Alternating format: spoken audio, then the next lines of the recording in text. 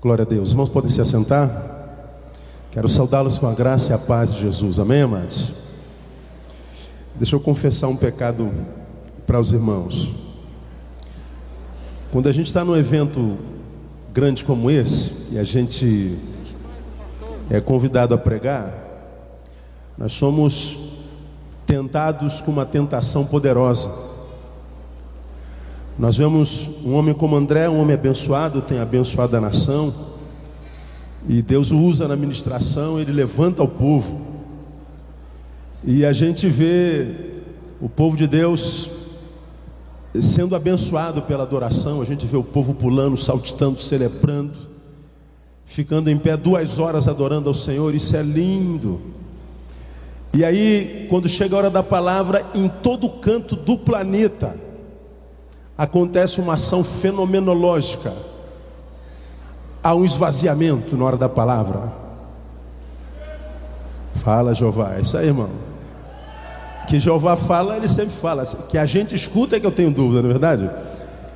Então há uma debandada geral. Bom, isso não me preocupa nem um pouquinho. Não tenho nada a ver com isso, né? Que você veio fazer aqui, deixou de fazer, se vai embora, se fica. Eu não tenho nada a ver com isso. É você e Deus. Mas às vezes nós preletores somos tentados a continuar levantando o auditório. Tem que levantar o auditório tem que dar glória, tem que pular, ou simplesmente pregar o que Deus colocou no nosso coração. E nem sempre a palavra que Deus coloca no coração de um profeta é a palavra que o povo quer ouvir. Às vezes, quase sempre, a palavra que Deus coloca é a palavra que o povo precisa ouvir.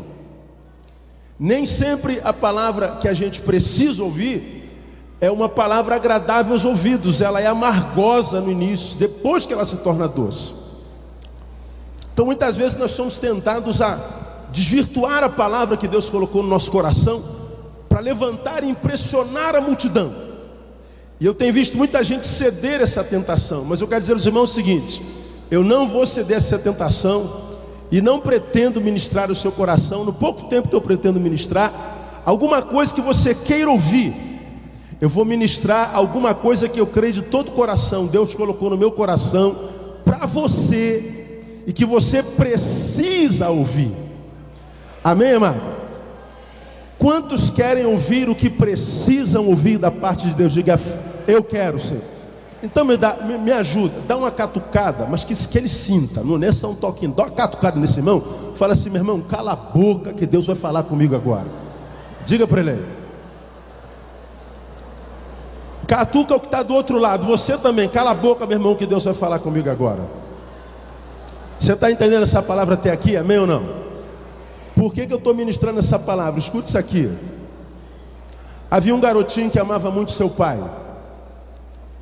Toda vez que ele via o pai, estava na presença do pai, ele corria para o pai, pulava no colo do pai e dizia: eu te amo, pai, eu te amo, pai, eu te amo, pai, eu te amo, pai, eu não sei viver sem ti. E o papai o abraçava e sorria. Passavam-se as horas, passavam-se os dias, o menino corria para o colo do pai, e quando via o pai, pulava no colo do pai: eu te amo, pai, eu te amo, pai, eu te amo, pai, não sei viver sem ti, estou apaixonado por ti. E o pai recebia o louvor do filho, e depois tirava o filho do colo, e a vida continuava. Mais adiante, esse filho, quando via o pai, corria no corredor e pulava no colo do pai: eu te amo, eu te amo, eu te amo, eu te amo, te amo, te amo. E assim foi durante muito tempo. Num determinado dia, o pai abraçou o filho e disse assim: filho, você me ama mesmo? Amo, papai, eu não sei viver sem ti. Então, ajuda a tua mãe, joga o lixo fora. E o filho saiu da presença do pai e foi continuar a viver a sua vida. Ele volta algum tempo depois, pula no colo do pai, e o pai o abraça, recebe a adoração dele, mas pergunta: filho, você jogou o lixo fora? E o filho não falou nada. Desceu do colo do pai, foi viver e tal. Passou algum tempo, ele corre de novo no colo do pai: pai, estou apaixonado por ti, eu não sei viver sem ti, eu amo o Senhor. E o pai disse assim: tá bom, filho, tá bom, já sei disso, mas você jogou o lixo fora? Ele desconversou e saiu. E depois de algum tempo, quando ele veio pular no colo do pai para dizer de novo que o amava, o pai o rejeitou. E o pai segurou no braço dele e disse assim: eu sei que você me ama, pelo menos é o que você diz, mas eu quero saber se você jogou o lixo fora. Não, pai, eu não joguei o lixo fora. Então eu não quero mais o seu beijo, o seu abraço, o seu louvor, sua adoração, enquanto você não jogar o lixo fora. Como quem diz, um amor, uma adoração, não é uma ação verborrágica, tão somente. Não é uma ação verbal. A adoração passa pela obediência. Você joga o lixo fora, depois você volte e continua a sua lida comigo. Muitas vezes nós ficamos num relacionamento com Deus assim: eu te amo, eu te amo, eu te amo, eu te amo. Mas nem sempre esse amor entra na obediência e a gente não joga o lixo fora. Eu acredito que todos nós tenhamos algum lixo que precisamos jogar fora para que a nossa adoração seja aceita por Deus. Não há adoração que não passe pela obediência. E uma das coisas que Deus quer de nós no Comep, e uma das coisas que eu imagino os pastores planejaram para esse tempo, é que nós viéssemos adorar ao Senhor, falássemos com o Senhor, mas que também ouvíssemos o Senhor. Porque a fé vem pelo quê? Ouvir. Não é só pelo adorar, pelo ofertar, pelo dançar, pelo se reunir, mas pelo ouvir. A fé entra pela orelha. Então ouça o que Deus tem para você nessa noite, que eu acredito que essa palavra é muito tremenda, irmão. E uma palavra muito pertinente para nós, e ela vem lá de Hebreus capítulo 11.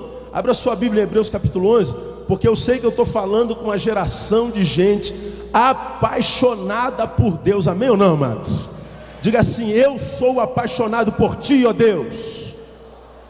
Aleluia. E Deus sabe disso. Então ouça a palavra de Deus, e uma palavra muito forte que eu tenho para você nessa noite. Hebreus capítulo 11 fala sobre a galeria da fé. Na galeria da fé tem um versículo que me impactou muito nesses últimos dias. Muito. E esse versículo Deus trouxe ao meu coração depois que eu, talvez vocês também, vi uma reportagem na Globo de um menino de 18 anos que foi preso na Tijuca, no Rio de Janeiro, bairro onde eu fui criado, bem dizer. E foi preso em casa pela Polícia Federal. A polícia já vinha averiguando os passos desse menino e dos que ele andava.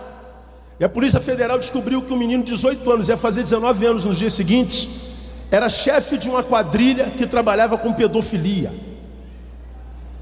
Trabalhava com estupro de meninas, de crianças, de meninos, com venda de meninos, com venda de meninas. E a Polícia Federal foi rastreando, e chegou no chefe da quadrilha, o menino que ia fazer 19 anos. E a polícia entrou na casa dele e o prendeu em flagrante. Ele estava no computador. Os pais, evidentemente, tomaram um susto enorme, porque era filho único, estudante, fazia faculdade, inteligentíssimo. Mas não sabia os pais que o seu filho era chefe de uma quadrilha que cometia crimes hediondos. Mãe desesperada, pai estupefato. A jornalista coloca o microfone na boca do pai, do lado da mãe, e pergunta: o que o senhor tem a dizer? E a resposta do pai me impactou. O pai disse assim: eu estou perplexo. Nunca pude imaginar que o meu filho pudesse praticar coisas como essa. E ele disse a frase: eu tenho vergonha do meu filho, em pensar que ele saiu de nós. Eu tenho vergonha do meu filho. E o restante da frase: em pensar, ele estava do lado da esposa, que ele saiu de nós. Nós parimos isso. Como eu fui um filho muito apaixonado pelo meu pai, caçula de 5, me lembrei da minha infância que eu era tão apaixonado, mas tinha um amor quase idolátrico pelo Adãozinho, seu Adão, que a minha vida se resumia em alegrá-lo. Eu estudava para ele, eu ia para a igreja para ele, eu existia para ele, eu vivia em função do meu pai. E meu pai morreu muito cedo.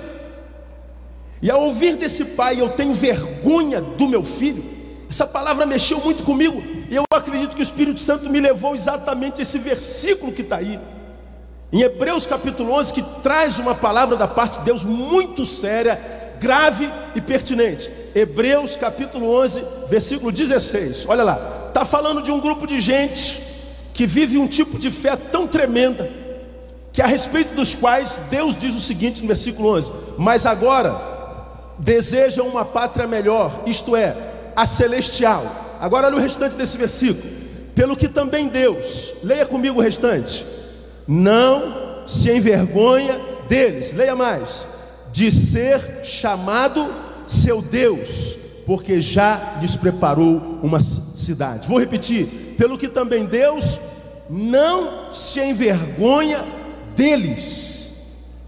Deus não se envergonha de ser chamado seu Deus. Deus está falando de um tipo de filhos dos quais ele tem orgulho.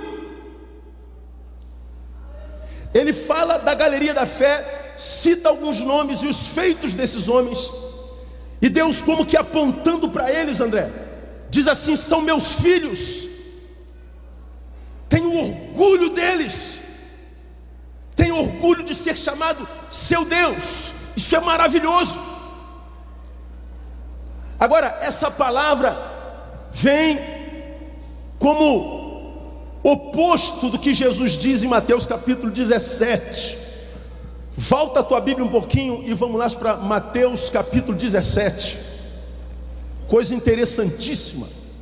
Aqui Deus está dizendo: filhos dos quais eu me orgulho, filhos dos quais eu não tenho vergonha de ser chamado seu Deus, filhos que me dão alegria, filhos para os quais eu olho e sorrio. Agora veja Mateus capítulo 17, versículo 14. Quando chegaram à multidão, aproximou-se de Jesus um homem que ajoelhando-se diante dele disse: Senhor, tem compaixão de meu filho, porque é epilético e sofre muito, pois muitas vezes cai no fogo e muitas vezes na água, e eu trouxe aos teus discípulos e não o puderam curar. E Jesus respondendo disse, olha o que Jesus diz: ó geração incrédula e perversa, está falando a respeito dos apóstolos, até quando estarei convosco? Até quando vos sofrerei? Vamos traduzir para o português: ó geração incrédula, geração ruim, até quando eu vou ter que sofrer estando na presença de vocês? Até quando eu vou ter que compartilhar da presença de vocês? Até quando vos sofrerei? É o que Jesus está dizendo aí. Até quando eu vou ter que estar com vocês? Sabe o que Jesus está dizendo? Que há um grupo de gente que ele chama de filho, mas dos quais ele tem vergonha, cuja presença não alegra. Agora quer ver um feito extraordinário? Os discípulos estavam descendo do monte da transfiguração, cara. Tiveram uma experiência como poucos homens no planeta, na história da humanidade, tiveram com Jesus e com Deus. Eles descem do monte, onde se encontram com a representante da lei, Moisés, e se encontra com o maior dos maiores profetas, que é Elias, e Jesus no meio. Ainda houve uma voz do céu se manifestando, uma ação espiritual tremenda. Eles descem e não conseguem expulsar o demônio de uma criança, e Jesus fica irado. Vocês não aprendem nunca. Vocês acabaram de descer de uma experiência no monte tremenda. Vocês viram Deus falar audivelmente. Vocês viram a revelação quase que personificada da lei e da profecia. Vocês viram o que foi dado a muito poucos seres humanos ver, e vocês não aprendem. Até quando vou ter que estar na presença de vocês? Na primeira relação, Hebreus capítulo 11, Jesus diz assim: tenho orgulho de vocês. Em Mateus capítulo 17, Jesus diz: eu tenho vergonha de vocês. Em Hebreus 11, ele olha para filhos e diz assim: tenho prazer em estar na presença de vocês. Mas no Mateus 17 ele diz: eu não aguento mais estar na presença de vocês. Estar com vocês é sofrimento para mim. A pergunta para a nossa reflexão hoje: quando Deus olha para você, o que Ele sente? Eu não estou perguntando para esse que você é aqui na igreja. Eu não estou perguntando por esse que você é no meio da multidão, com a qual você se mistura e se transforma numa inconsciência. Eu estou perguntando, como ministrei aqui ano passado, para aquele ser que você é quando não tem ninguém olhando para você, porque é com esse com o qual Deus se relaciona. Deus não se relaciona com o Neil do púlpito. Deus não se relaciona com o pastor André do púlpito. Deus não se relaciona com André Valadão quando está ministrando. Ele se relaciona com aquele ser que eu sou quando não há ninguém olhando para nós. Quando Deus olha para você, o que Deus sente? Orgulho ou vergonha? Porque Ele está dizendo que de um grupo de filhos Ele tem orgulho, mas de outro Ele tem vergonha. Isso é muito grave, isso é muito sério, isso é tremendo. E o pior, a Bíblia diz, Hebreus capítulo 6, pode voltar para Hebreus capítulo 11, versículo 6, esse versículo você sabe de cor, que sem fé é o quê? Não ouvi, vamos uma vez mais, sem fé é o quê? Impossível, diga impossível. Agora deixa eu perguntar para você: tem você dentro do seu coração desejo sincero de agradar a teu Deus? Sim ou não? Amém ou não? Pois é, a Bíblia está dizendo que sem fé é impossível. Agora veja que coisa interessante: em ambos os episódios,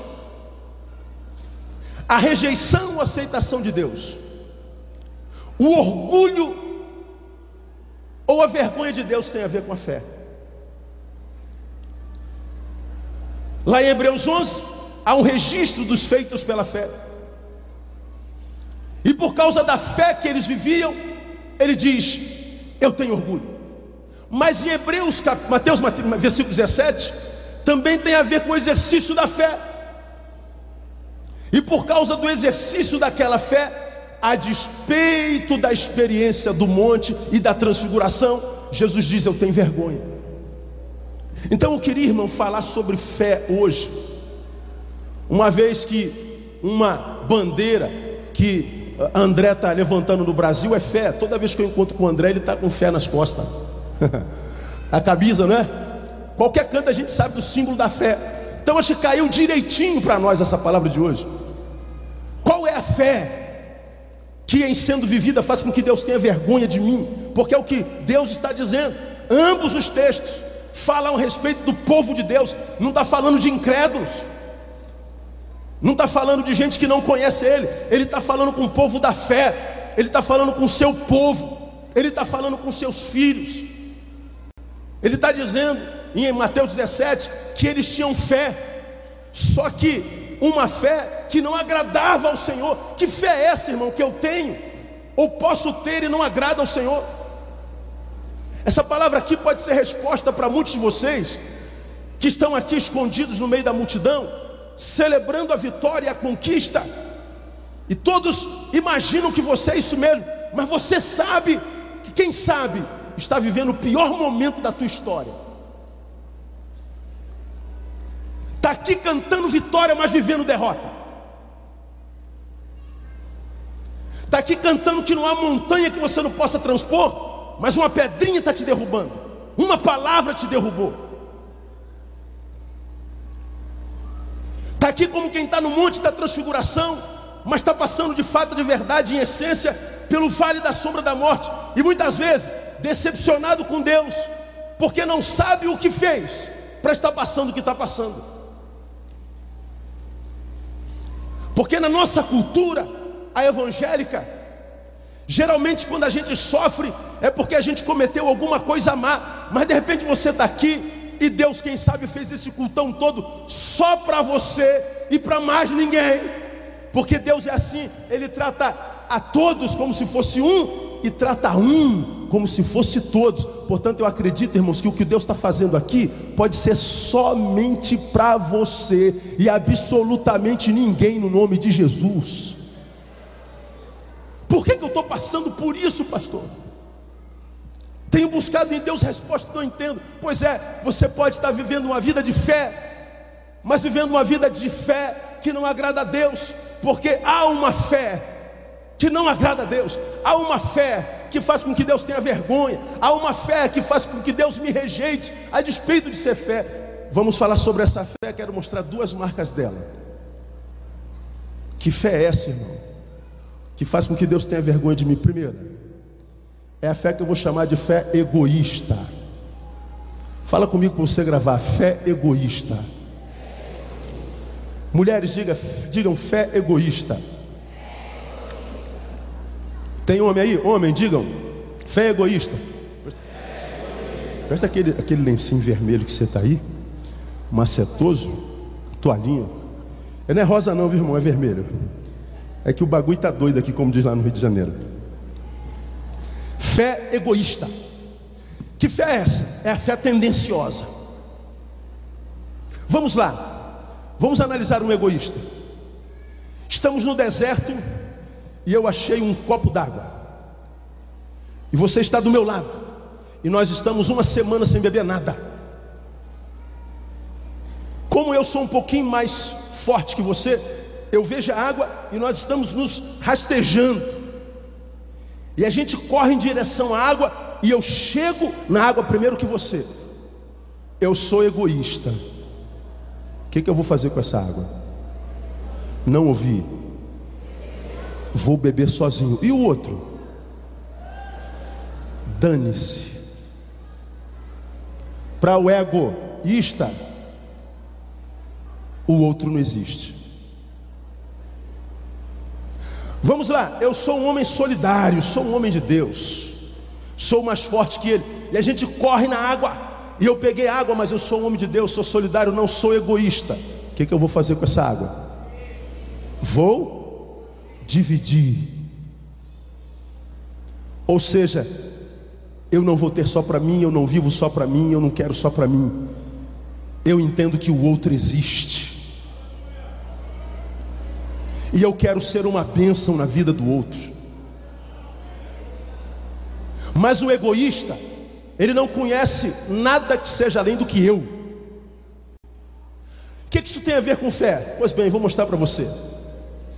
Qual é a fé que Deus rejeita? É aquela fé que a gente diz ter,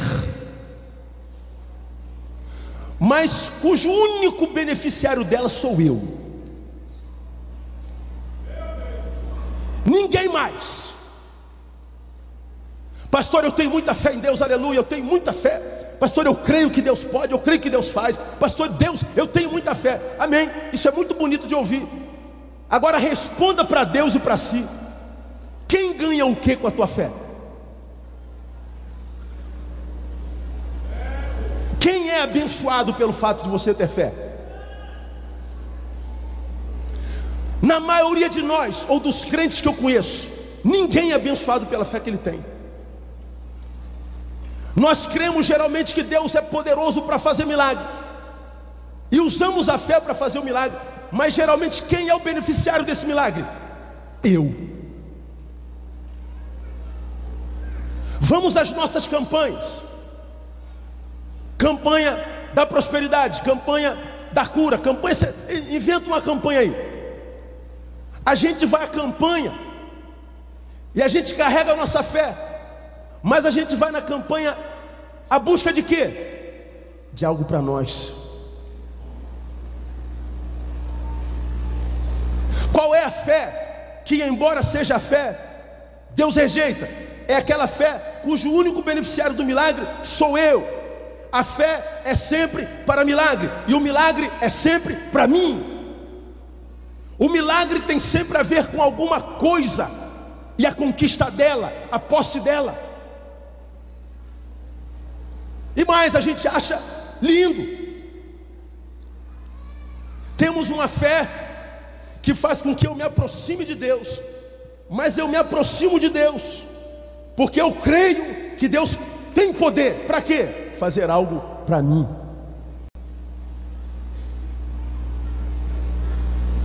Aí eu venho à presença de Deus de longe. O cara vem lá do Rio de Janeiro para estar na presença de Deus. Só que Deus está perguntando para você e para mim: Neil, o que te fez sair de lá para vir à minha presença? Ah, Senhor, eu estou precisando de uma bênção aí. Estou precisando de um marido, de uma esposa, de uma cura. Trocar de carro, meu cabelo alise. Prefiro emagrecer, preciso emagrecer. Eu vim aqui para passar no concurso público. Eu vim aqui para a campanha da prosperidade. Eu quero ganhar mais, quero dobrar. E Deus vai falar para você o seguinte: ah, então o que faz você estar na minha presença não é o prazer de estar na minha presença. Não, Senhor, me disseram que Tu és poderoso para fazer muito mais abundantemente além daquilo que pedimos ou pensamos. Então o que te traz à minha presença é a tua necessidade. É isso mesmo. Aí a gente não sabe que Deus está falando para este o seguinte: se o que faz com que a tua presença esteja na minha presença não é o prazer e o amor de estar simplesmente na minha presença, independente do que eu faça, a tua presença na minha presença não significa nada. Aí nós vamos sair da multidão e da reunião e vamos entrar na essência. Quantos crentes você conhece decepcionado com Deus? Quantos crentes você conhece que está magoado com Deus e se afasta da sua obra, da sua igreja? Porque disseram que Deus ia fazer tudo o que Ele queria. Disseram que a vitória é sempre nossa pelo sangue de Jesus. Então nós acreditamos que a fé possibilita que tudo aconteça de bom comigo. A fé me capacita para a vitória. Aí a gente ora para que o ente amado não morra porque está doente, e ele morre. E a gente diz: Deus, onde é que Tu estás?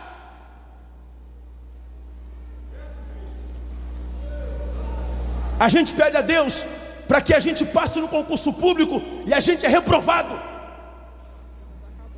A gente pede para Deus nos dar um carro e a gente compra o carro e roubam o nosso carro. E a gente diz: Deus, cadê o anjo do Senhor acampando-se ao redor de que os tem nos livra? Por que deu errado? E aí, quando dá errado, quando a gente perde, ou melhor, quando a gente não vence, a gente bota uma faca no pescoço de Deus e diz: Deus, como é que é?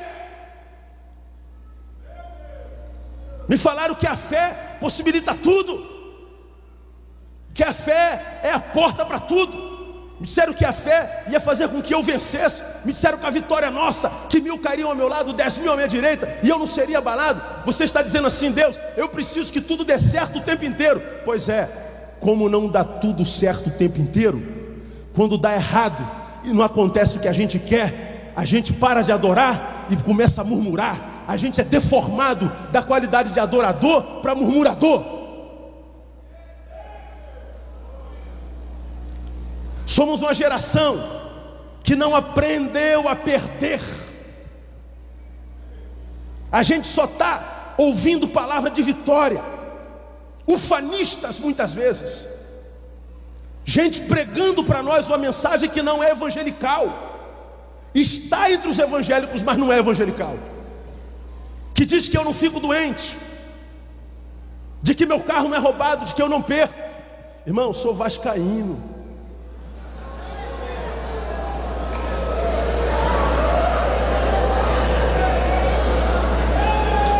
Entendeu, pastor Clarimone? O que é que eu estou querendo dizer?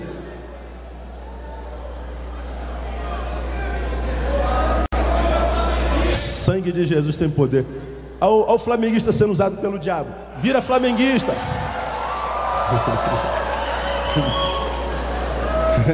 Está amarrado. Aleluia. Nosso time desce para a segunda divisão. Nosso filho adoece. Meu carro é roubado.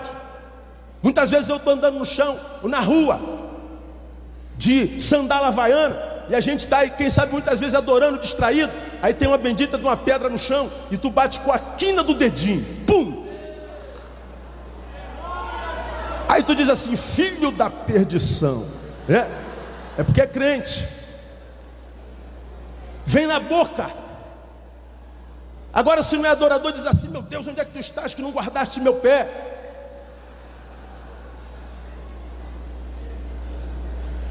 Aí o pior, você acha que isso é fé? Não é fé. Irmão, escuta o que eu vou lhe falar. Para que os milagres aconteçam, é necessário muita fé. Porém, maior fé é necessário para quando o milagre não acontece.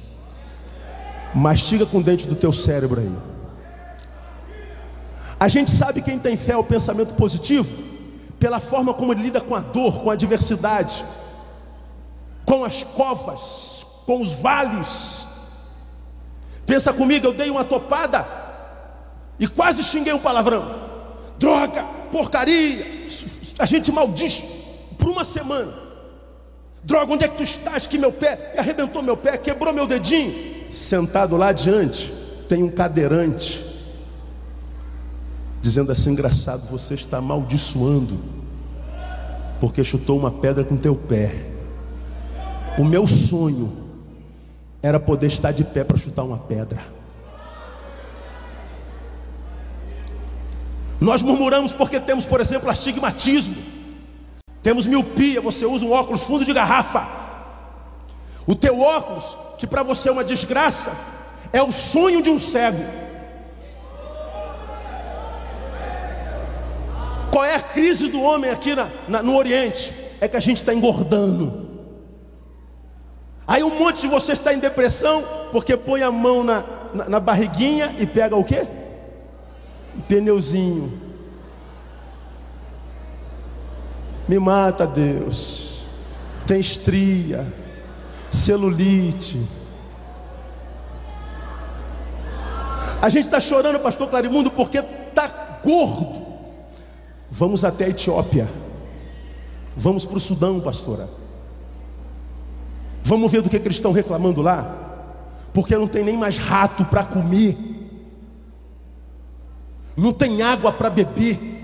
Estão bebendo urina. Estão pele e osso. Somos uma geração de crente mais ou menos que não aprendeu a perder. Precisa que tudo dê certo para glorificar o Senhor. Precisa que nada dê errado para glorificar o Senhor. Precisa que todos os caminhos estejam aplanados. Não sabem mais ser crentes na cova. E a gente idolatra muitas vezes, prega sobre Daniel, sobre Mesaque, Abidnego e tudo mais. Agora, lembra que Daniel, a despeito de ser um homem de oração, não foi livre da cova. Ele caiu na cova e se encontrou com leões. Sadraque, Mesaque e Abidnego, porque foram fiéis, caíram na fornalha. Deus não os livrou da fornalha. Agora, se fôssemos nós analisando esses episódios, diríamos: para Daniel ter caído nessa cova, deve ter algum pecado encoberto, André. Isso é legalidade. Deus está pesando a mão. Sabe por quê? Porque a gente não consegue entender fé e dor, amor de Deus e dor. A gente não consegue ir além do que os nossos olhos veem. Porque se você parar para pensar, Deus não livrou Daniel da cova, mas livrou Daniel na cova. Deus não livrou Sadraque, Mesaque e Abidnego da fornalha, mas os livrou na fornalha. As dores fazem parte da vida. E nesse tempo, vencedor não é quem vence sempre. Vencedor, irmão, é quem não cansa nunca. Essa é a vitória da fé. A vitória da fé não é vencer sempre, é não cansar nunca. Jesus diz: no mundo tereis aflições. E ele diz mais: no meio da aflição, você não tem que ter murmuração, você tem que ter bom ânimo, porque eu venci o mundo. É isso que o Senhor quer de nós, uma geração que sabe vencer, e nesse tempo, vence quem sabe perder. Gente que tem fé, para que muralhas e montanhas sejam derribadas, mas se elas não forem derribadas, eu continuo adorando ao Senhor da mesma forma. Gente que não precisa de resultados, gente que adora a Deus independente dos resultados, que adora a Deus pelo que Ele é e não só pelo que Ele faz. Essa fé egoísta é a fé que eu vou chamar de humanista. Você sabe qual é a máxima do humanismo, né? Protágoras nos ensina lá no final, início do século XVI, final do século XV. Ele diz que o homem, ele é a medida de todas as coisas, das que são enquanto são e das que não são enquanto não são, e todas as coisas convergem nele. Isso é humanismo. O homem no centro, tudo converge nele, tudo emana dele, ele é o centro, o universo gira em torno dele. Pois é, isso é humanismo, isso não é fé. Porque quando a gente liga a televisão, irmãos, eu não estou fazendo crítica, eu estou constatando. A gente vê igrejas super, hiper lotadas de gente, todo mundo dizendo que está na presença de Deus, mas quase todo mundo com uma fotinha na mão, com um pedacinho de roupa na mão, na presença de Deus, mas para tirar alguma coisa dele.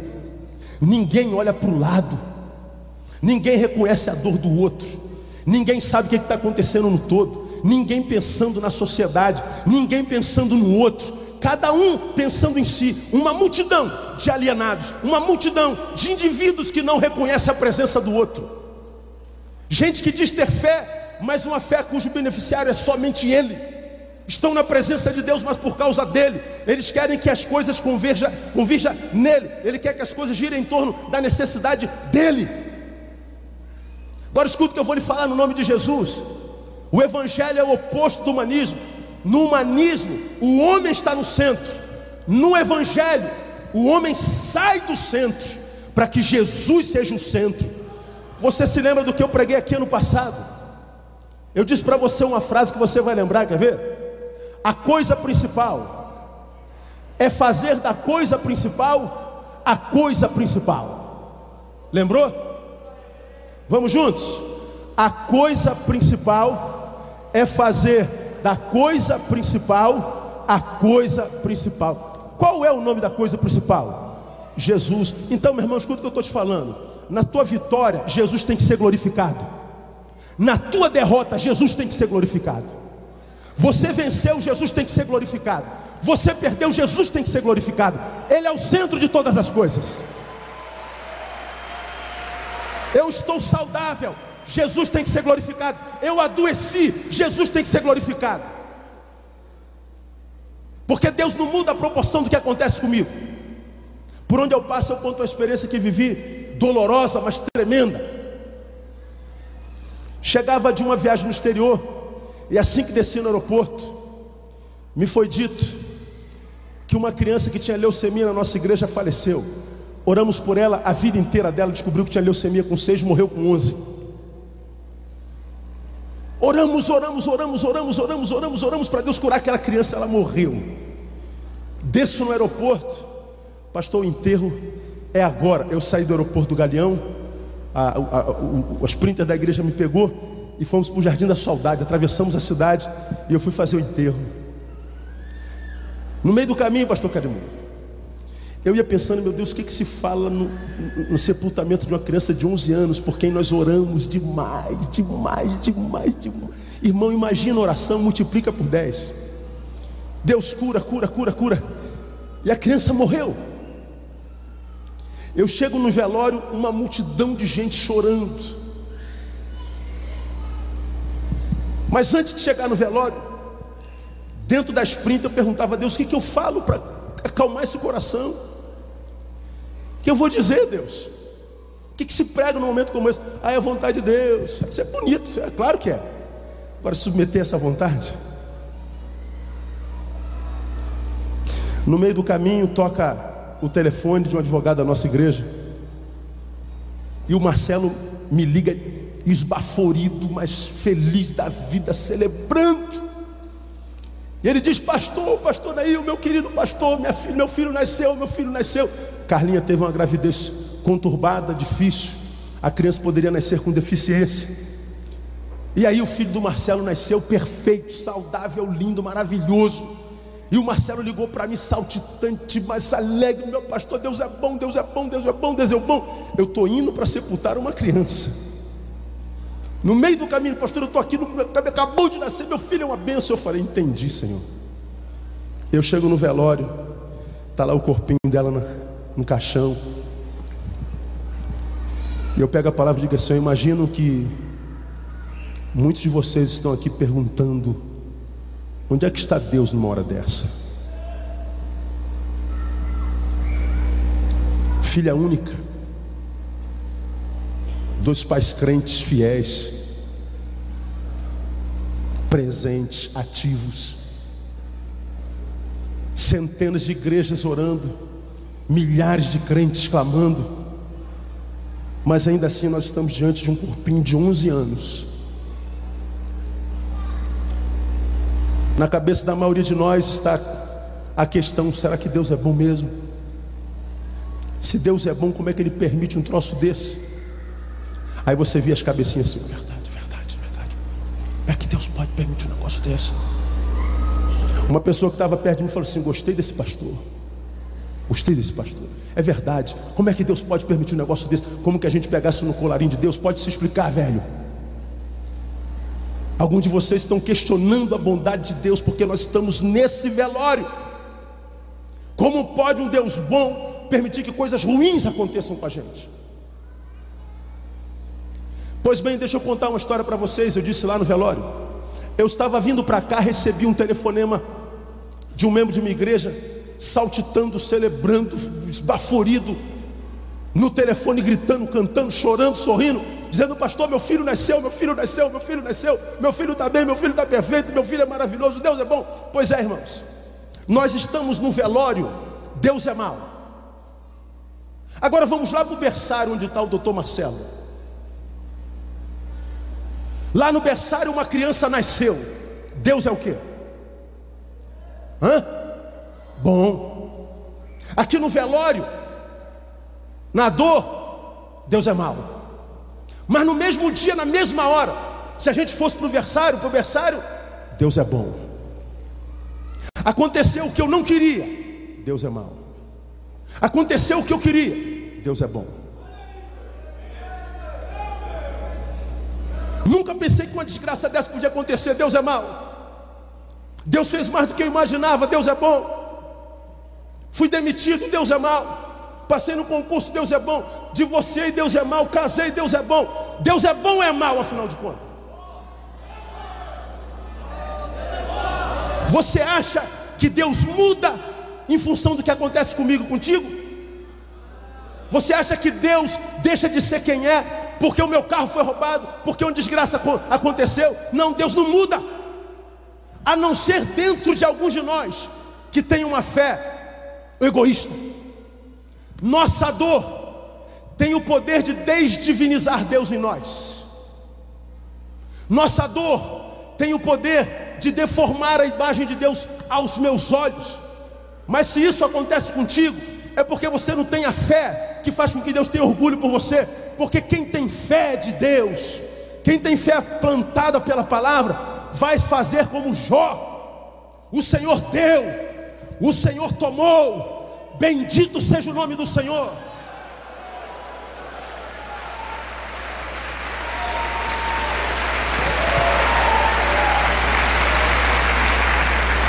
Quem tem fé de Deus e não é egoísta, não precisa de resultados. Agora nós vivemos uma geração que precisa que dê certo o tempo inteiro. Se descobre que o namorado tem outra, abandona Deus. Se foi reprovado, abandona Deus. Se o pastor não deixa cantar no culto de domingo à noite, vai embora da igreja. Então ouve, irmão. Então ouve. Uma geração de crente egoísta, de crente humanista, que está no centro e tem que ser como ele quer. Deus está dizendo para mim e para você: eu tenho vergonha de você. Vamos caminhar para o final. A segunda marca dessa fé, a primeira, ela é egoísta, humanista. A segunda é quando essa fé nada mais é do que um objeto de barganha. De um lado ela me coloca no centro, mesmo que eu tenha um discurso religioso, mas do outro lado ela é uma moeda. Você tem fé, irmão? Tem. Então, mostra aí. Hoje, geralmente a gente é tentado e ensinado a mostrar a nossa fé com uma oferta maior. Você tem fé ou não tem, irmão? Então mostra a tua fé. Como? Dando dinheiro. Fala, Jeová.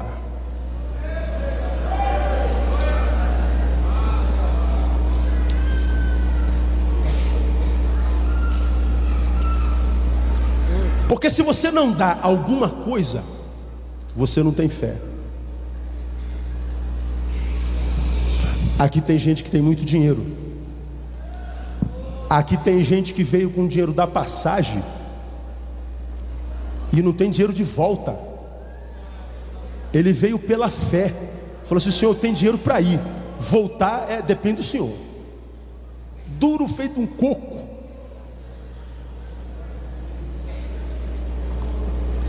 Eu sei que não é a teologia dessa igreja, é uma igreja séria. Mas tem igrejas, e eu vi na televisão. Se você é um crente que compra, por exemplo, sapato na Di Santini, está dando legalidade ao diabo. Di Santini não tem aqui não, tem? Não, Di Santini é uma loja de sapato bem popular que tem no Rio de Janeiro. Crente não compra sapato na Di Santini. Crente compra em Nova York.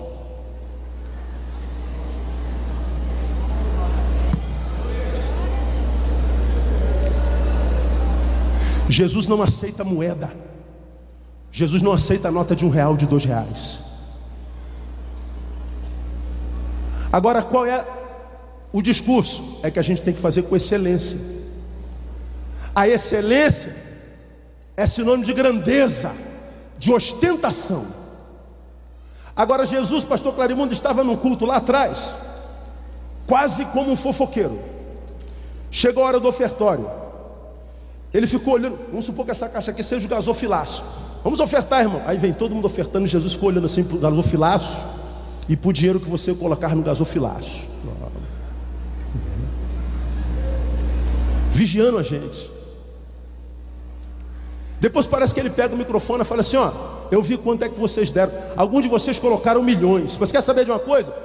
Sabe quem deu a maior oferta dessa noite? Aí imagino que alguns empresários impávidos falaram assim: já sei que foi eu, aleluia, lá vem a glória. Jesus fala assim: aquela viuvinha lá, ó. Imagina os empresários perguntam assim: meu Deus do céu, de onde veio essa velha, meu Deus do céu? Quanto é que ela deu? Aí Jesus fala assim: deu 1 lepto. Mas pera, 1 centavo? Para que dá 1 centavo? Como que Jesus dissesse: quem falou que a oferta tem a ver com dinheiro? Quem falou que dízimo tem a ver com dinheiro?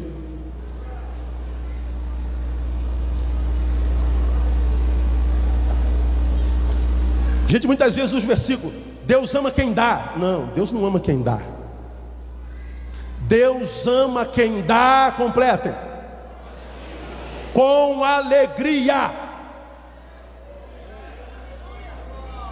Deus não abençoa o que eu dou, abençoa a alegria com a qual eu dou. Agora responda para mim. Não aplauda agora não. Não aplauda não, porque de repente você vai jogar uma pedra em mim agora.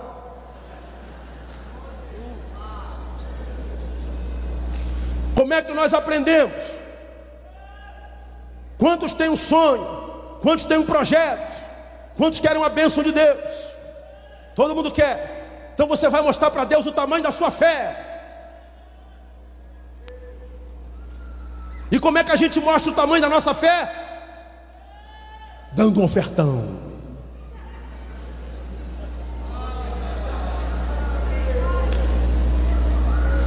Aí você vem dar R$1 milhão. Deus da mesma forma pergunta: por que você deu R$1 milhão, filho? Ah, Deus, para mostrar ao Senhor o quanto eu creio que tu podes fazer o que eu preciso. Não é para isso que eu mando você ofertar. Eu só aceito oferta que é dada com alegria e não como objeto de barganha.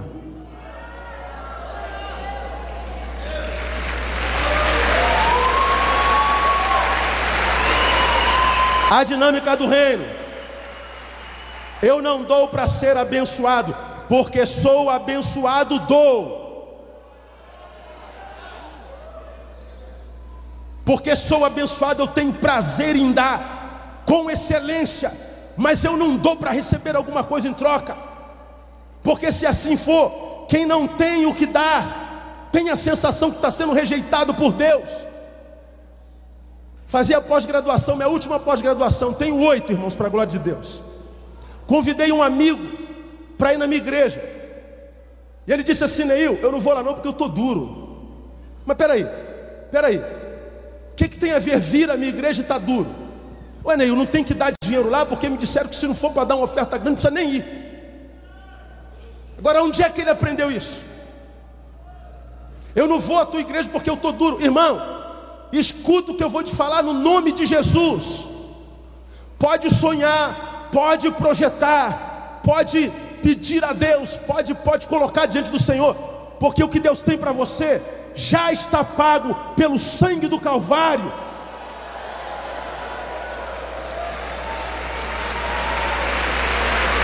Por causa do sangue, você tem direito. Geralmente a gente usa a fé como objeto de barganha. Quando é que a gente pergunta a uma pessoa se ela tem fé? Quando, por exemplo, ela está passando por um momento muito difícil. Tem fé, irmão? Fé para quê? Para que eu saia do momento difícil. Agora, a fé só existe para um momento difícil? Não, irmão. A fé não existe para que ela seja um objeto de barganha, ou uma ponte entre Deus e mim, para que a bênção venha como Sedex.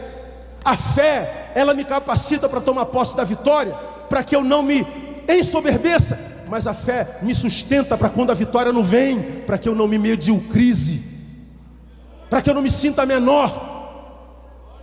A fé trabalha o meu caráter, a fé trabalha a minha essência. A fé me transforma num adorador que não depende mais de circunstâncias.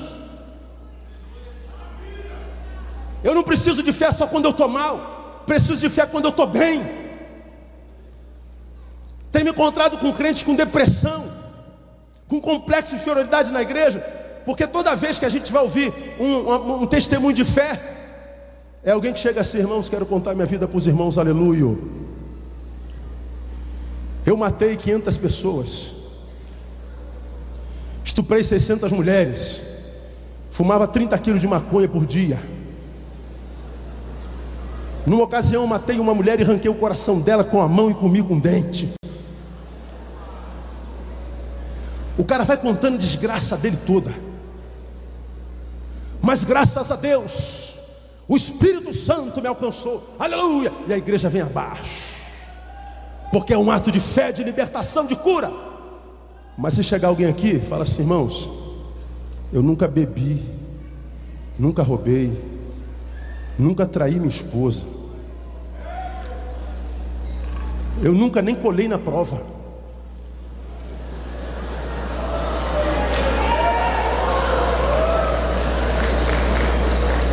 o meu namoro, minha mão nunca me desobedeceu. Mas sabe de uma coisa, irmão? A despeito de não ter um passado desgraçado, eu descobri que eu precisava de Jesus no meu presente, para que eu tivesse um futuro melhor. Só que esse testemunho parece que não tem poder, porque a gente acha que fé só é fé para fazer coisas sobrenaturais. Não, a fé me capacita para viver o natural com ação de graças, porque à luz do Evangelho, viver o sobrenatural é viver o natural sobrenaturalmente. A fé não me esquisitiza, a fé me normaliza, a fé me traz para a normalidade. Quanto mais santo, mais normal. Quanto mais santo, mais humano. Quanto mais santo, mais simples. Quanto mais santo, menos soberbo. Quanto mais santo, mais acessível. A fé me humaniza. A fé me transforma em gente como gente tem que ser. Agora parece que a fé que a gente vê nos evangélicos forma um tipo de superstars, um grupo de gente especial. Só que no evangelho diz que o maior de todos é o que serve a todos. E a gente tem um monte de gente que é servida, tem um deusinho na barriga, e que a gente se alimenta da fé que ele diz ter, como que se nós não tivéssemos direito àquela fé. A gente vive um evangelho de gente que parece que é melhor porque está aqui no altar, e parece que vocês não têm direito a isso, como que se alguém tivesse recosturado o véu. Irmão, o véu na cruz foi rasgado, e você tem direito ao altar de Deus a qualquer hora, a qualquer instante, em qualquer lugar. Você tem um pastor abençoado aqui, mas você não precisa dele para ir a Deus. Você tem direito a Deus pela fé. Foi inaugurado esse novo caminho pela fé no sangue de Jesus. Tua fé não é objeto de barganha. Tua fé te transforma em gente como gente tem que ser. Isso é fé que Deus aceita. Agora, toda vez que a gente fala de fé, a gente fala de uma fé que está ligada a coisas. Aquela é humanista, essa é capitalista. Aí a gente vê, falei sobre isso aqui no ano passado, a gente vê campanhas e campanhas e campanhas e campanhas, sempre de vitória, de prosperidade, de alguma coisa que vai acontecer comigo pela fé que eu tenho. E o cara vem com fusquinha dele 66, lembra? E vem com o carro dele, e ele vem, carro desgraçado, esse carro é do capeta, está amarrado em nome de Jesus, mas eu estou indo para a campanha, vou comprar um carro novo, eu tenho fé para isso. E ele vem para a igreja amaldiçoando o fusquinha, pensando no Ford Fusion que ele está querendo. E o pior, na campanha ele consegue um Ford Fusion, só que ele estava indo para o inferno de Fusca, agora está indo para o inferno de Ford Fusion. Ainda chega mais rápido ainda no inferno.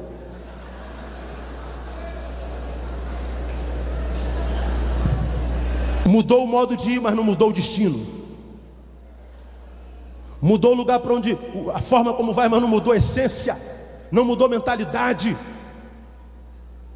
Irmãos, nós precisamos de uma geração, como nós acabamos de ser ministrado aqui pelo André, de gente que esteja disposta a surpreender a Deus. Porque a geração que a gente tem visto é uma geração decepcionada com Deus, porque não o conhece. Agora a geração que vai surpreender Deus é aquela geração que vai dizer assim: Deus, eu vivo tão somente para Ti, eu vivo para agradar o Senhor, para glorificar o nome do Senhor. Eu já não preciso mais de resultados, eu não preciso de razões para Te adorar. Pois é, quando a gente aprende a adorar a Deus sem razões, Ele vai nos dar muitas razões para adorá-lo no nome de Jesus. Muitas razões. Então, meu irmão, escuta o que eu estou te falando. Esteja você onde estiver, na montanha ou no vale, dá glória a Deus. Está você aparentemente vivendo em sucesso ou aparentemente em derrota. Lembra, ninguém fica no sucesso a vida inteira, ninguém sente dor a vida inteira. Toda dor tem prazo de validade. Não permita que a tua adversidade te deforme da qualidade de adorador para murmurador, porque o que Deus tem preparado para você é teu e ninguém pode tirar, se não só a tua postura. Há um grupo, ele disse: eu tenho orgulho dessa gente. A outro grupo ele disse: eu tenho vergonha de vocês.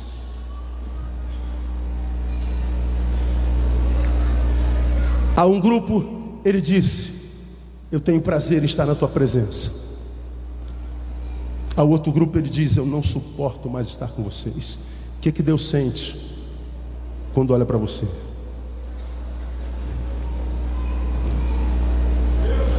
O que Deus sente quando olha para mim? E só para a gente concluir, volto a Jó. Perdeu tudo.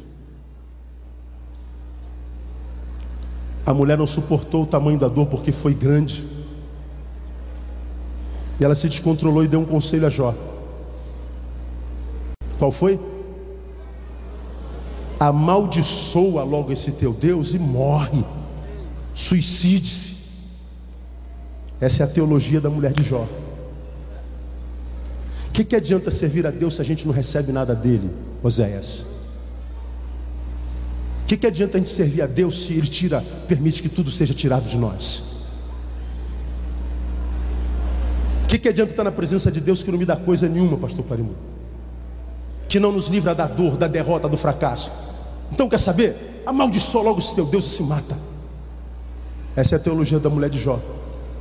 Só vale a pena servir a Deus se tudo der certo.